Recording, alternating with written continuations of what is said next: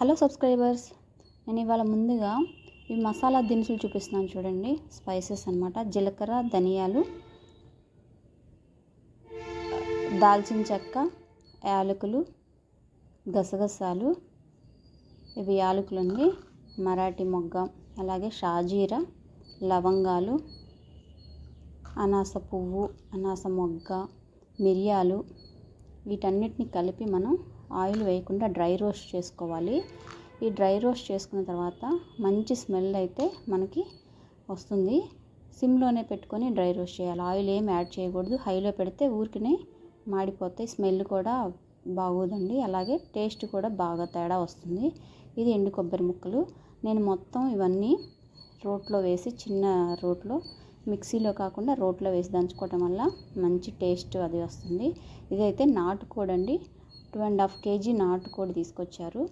ఈ చికెన్లో నేను ఇప్పుడు ఆ మసాలా ముందుగా అది చల్లారటానికి పక్కన పెట్టుకున్నాను. దీన్ని పసుపు, ఉప్పు, అలాగే నిమ్మకాయ వేసి బాగా క్లీన్ చేసుకొని పక్కన పెట్టుకోవాలి. వీటిని మాత్రం మనం స్టవ్ మీద డైరెక్ట్గా పెడితే అస్సలు ఉడకదండి. నాటుకోడి కాబట్టి చాలా సాఫ్ట్గా ఉడకాలి, చాలా టైం కూడా పడుతుంది. సో దానికోసం నేను ప్రెషర్ కుక్కర్లో పెడుతున్నానండి.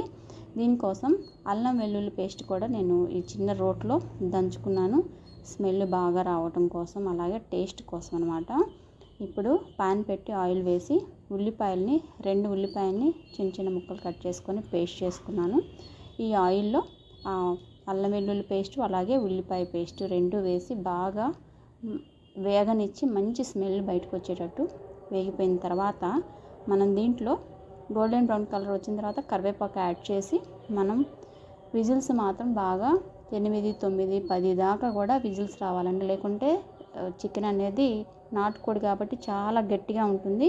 దానికోసం ఇప్పుడైతే ఉడికిపోయింది. మనం ముందుగా రెడీ చేసుకున్న మసాలాను కూడా వేసుకొని మళ్ళీ ఒకసారి మగ్గించుకొని మూత పెట్టుకుంటే మగ్గిపోయి ఆయిల్ బయటకు వస్తుంది. లాస్ట్ అండ్ ఫైనల్ మనం కొత్తిమీరతో గార్నిష్ చేసుకుంటే మన నాటుకోడి చికెన్ అయితే రెడీ అయిపోయింది. ఇది చపాతీలోకి, దోశలోకి, రైస్లోకి చాలా టేస్టీగా ఉంటుంది. ఈ స్మాల్ వీడియో